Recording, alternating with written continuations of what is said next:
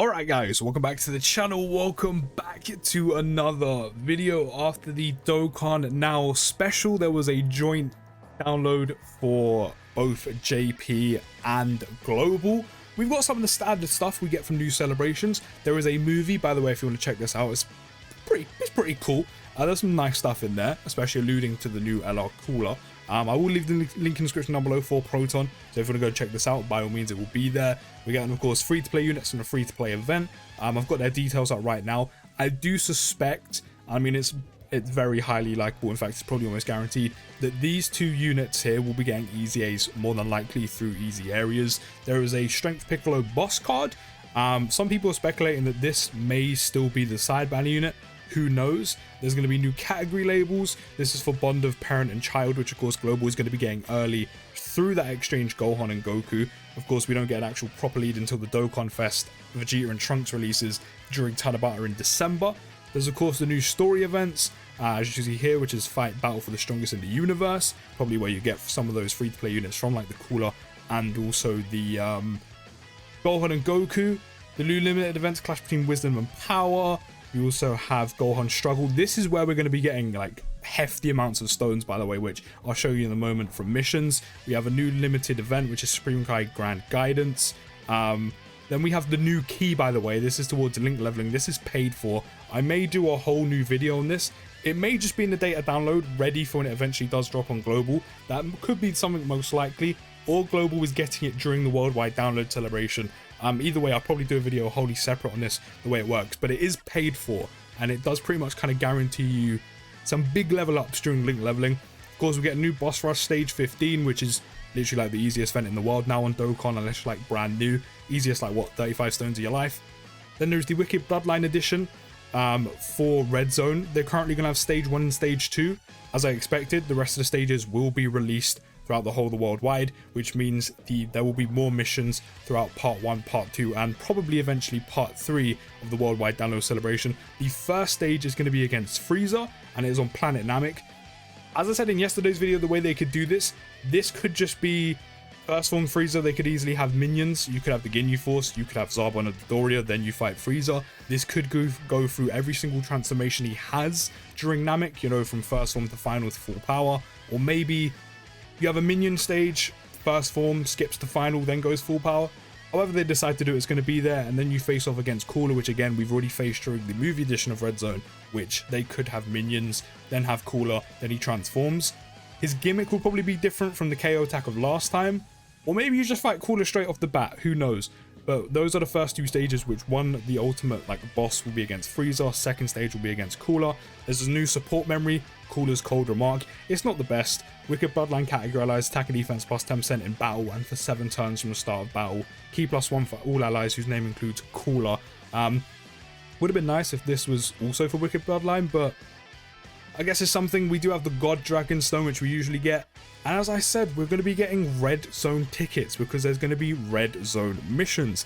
As you can see here on the GT edition, we have SSR guaranteed tickets, which I'm guessing they're going to do a whole new banner for these SSR guaranteed tickets for the older events of Red Zone for GT and movie edition, where you're obviously guaranteed an SR what you're going to be completing the missions for.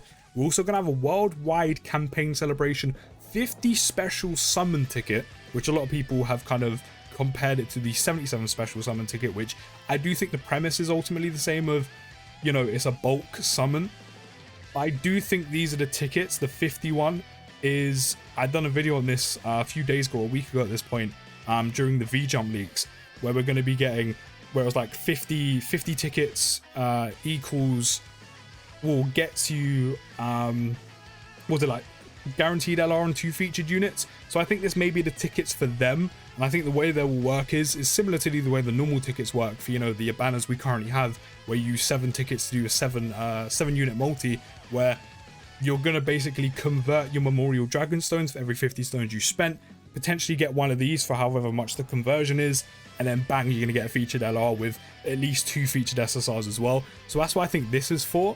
And then we have the Ultimate Red Zone Wicked Bloodline Edition tickets, which of course are going to be for the Wicked Bloodline Red Zone banner that we got similarly to the movie edition and also the GT edition.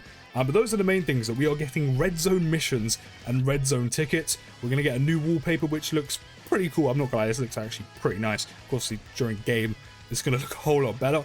This is pretty much all the animation stuff. So yeah, that's pretty much everything coming currently during Worldwide. Of course, there is probably going to be a part, there is going to be a part 2 and more than likely a part 3. But then we have, in fact, let's go through the units first and then we'll go through the missions. So we have the Cooler, who, as I said, these are, I'm probably 99% certain, going to be getting an easy A through an easy area, because this just doesn't look good enough. But right now, I'm not going to lie, Stack's defense is quite nice. This is obviously going to increase once they easy A. Terrifying Conqueror support as well, gets extra defense with each super attack performed. Actually not a bad unit. If they throw in a built-in additional as well, like a medium chance to hit an additional off as well, that would be even better. Quicker to build this up in their passive, or his passive, and also quick enough build up and stack a little bit quicker as well. So I'm not going to lie, it's a free-to-play Cooler unit that actually looks pretty good, I'm not going to lie. And it's actually this Cooler, which I forgot to mention, that is getting a Dokkan Awakening. So if you remember this Cooler was used a lot back in the day to obviously stack in some of the missions he was useful for. Obviously, because he didn't have a Dokkan Awakening, he obviously took quite a while to stack. He's finally getting a Dokkan Awakening, and as I said, we'll more than likely get an easy A through an easy area during this celebration. And I'm not gonna lie, his Dokkan Awakening is actually pretty nice. And especially after eventually easy A-ing, I said, adding like a medium chance to get an additional off, and obviously increase some of these numbers here and there. This is actually a pretty good free-to-play unit for a longer event, I'm not gonna lie, and the Terrifying Conqueror support is very nice as well. And then we have the Gohan and Goku. This is an exchange unit. As I said, they are a Bond of Parent and Child category lead. This is prematurely being added to Global Dokkan until we do get the LR Vegeta and Trunks. As of right now, they don't look great. So obviously this number is going to increase on Super Attack. Right now they pretty much just seal, and all they do before transforming is just dodge, basically. High chance of evading enemies attack for 5 turns from the start of turn, and then a medium chance of evading enemies attack starting from the 6th turn. The exchange can be activated after the character evades 6 or more enemies attacks in battle, or when HP is 59% or less, starting from this 5th turn from the start of battle. Then they exchange into the Goku, which I'm not gonna lie, this card art, by the way, is very, very nice. Raise attack for 1 turn. Hopefully when that easy A's, they raise, like, he raises attack and defense, or maybe like greatly raises attack and then raises defense by 30%. Actually has a HP recovery, which is very nice. Attack and defense plus 100%, plus an additional attack and defense plus 30% 3 turns after receiving an attack, and then launches an additional attack. There's a rare chance, which I'm pretty sure is a 15% chance, because Easy 8 SSBE has this, is a 15% chance of it becoming a super attack when there's a Terrifying Conqueror's category enemy, which, yeah, as I said, isn't that great. Maybe they can attach something to do with the dodge in a build-up that can follow on once they exchange. These numbers, of course, are probably going to increase. I hope this goes up to a medium chance, by the way. Like, I really do, otherwise that's kind of doo-doo. But, yeah, currently right now, the Goku and Gohan, I think, do need a little bit more of a pick-me-up. As I said, it's probably guaranteed they're going to be getting an easy area through this. But I do think that Dokkan Awakening and eventual easy A for that free-to-play Cooler is actually pretty nice. But then we have the missions, and there's a few here I want to go for, including the new event, where we're going to get a whole bunch of stones. So right now in part 1, we're going to have missions attached to the GT edition of Ultimate Red Zone, where we can get those SSR guaranteed tickets and 5 stones. And it's pretty much just complete them under special conditions. So they're kind of overlapping and intertwining with each other here. But, you know, clear stage 7 of the challenge event with super AGL type characters, super tech type character. Actually, no, this is one whole mission. What am I talking about? Clear stage 7 of the challenge event Ultimate Red Zone GT edition with a super AGL type character, super tech type character, a super int type character, a super strength type character, and a super fizz type character on your team. Friends do not count. So pretty much have a full team of all typing units, which isn't overly difficult. It does add an extra layer of a challenge.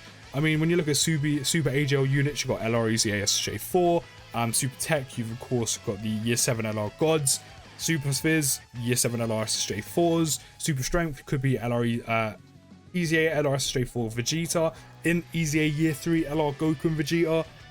Got some good options in there. The second one is clear stage 7 of the challenge event Ultimate Red Zone GT edition with basically the extreme counterparts, which I'm not gonna lie, that's going to be a tiny bit more difficult to do because of course extreme units are open to a bit more damage.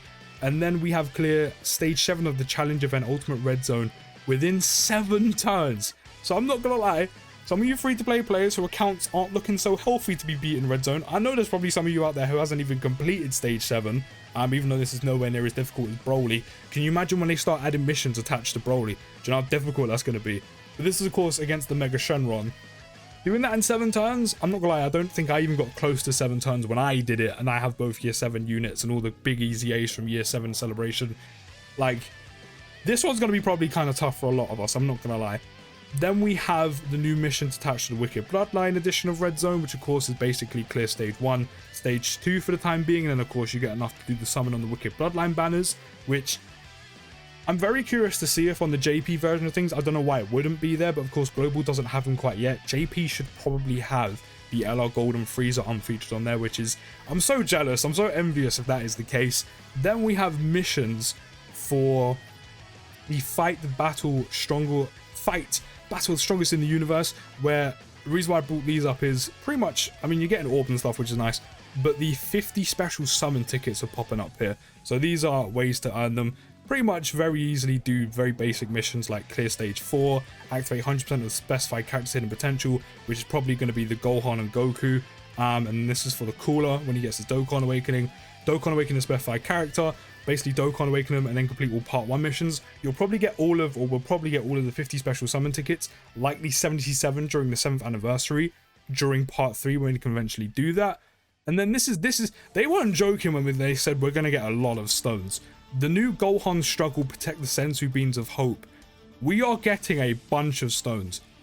In total right now, for completing it 6 times in total, we are getting 30, 60, 90, 120, 150, 180 stones in total, which is insane. So we're going to be getting 30 stones each time upon completion and 180 stones in total, but literally next to no effort, which is complete the events once, twice, 3 times later, and 4, 5, 6 times. Just complete the event 6 times, you get 180 stones. So all you free-to-play players are going to be getting some healthy amount of stones for literally just doing this event 1 time a day, which is kind of insane. And that's pretty much all the important stuff coming during part 1 after the global and JP data download right now. Let me know what you think, man. It does look like Red Zone is here to stay. They're attaching missions to the older ones. That means eventually when there's going to be a new Red Zone event or new Red Zone stages after Wicked Bloodline, which, I mean, they could literally attach it to any category going forward. Goku's family, Vegeta's family, Pure Saiyans. When you think about the amount of fights, the amount of transformations, the amount of versions they can do, possibilities, I wouldn't say endless, but there's a lot of possibilities, and I said they can attach them to pretty much the majority of categories in the game. So it looks like every time there's a new Red Zone, it does look like the older ones will get some missions attached to it as well, which means more stones, more tickets, more summons, more rewards, more content, more things to do, more challenges to beat. Now, as I said before, I'm a fan of Red Zone. I like it. Actually, have I said that before? I don't actually know. But I do like Red Zone. Just hopefully they have learnt from the phase 3 of Broly, which is pretty much double Whis up, clench your cheeks and hope for the best. So hopefully we don't get any more of those, or they're few and far between. But it does look like Red Zone is definitely here to stay, which I'm all for. Just make it challenging, make it fun. Hopefully they get rid of the attempt cap, which just makes this longer and more frustrating. So hopefully they get rid of that. And hopefully we have no more Broly phase 3 type scenarios. But let me know what you think down in the comments. Don't forget to drop a like, subscribe if you're new, and I'll see you in the next video, guys. And push!